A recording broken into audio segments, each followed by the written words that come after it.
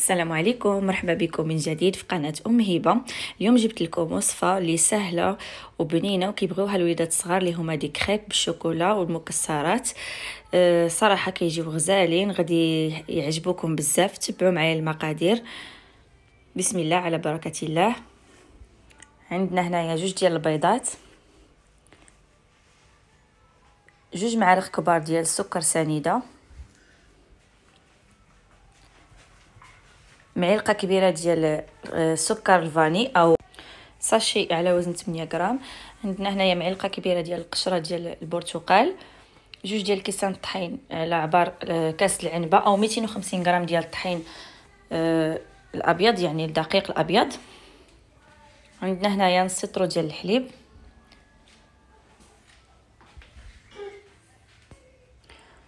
جوج معالق كبار ديال الزيت النباتيه، ولا تعوضوها بجوج معالق كبار ديال الزبده المذابه اللي تكون بارده.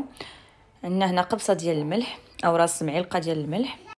غادي نخلطوا كاع هاد المكونات في الطراب الكهربائي او المولينكس. تبعوا معايا الطريقه.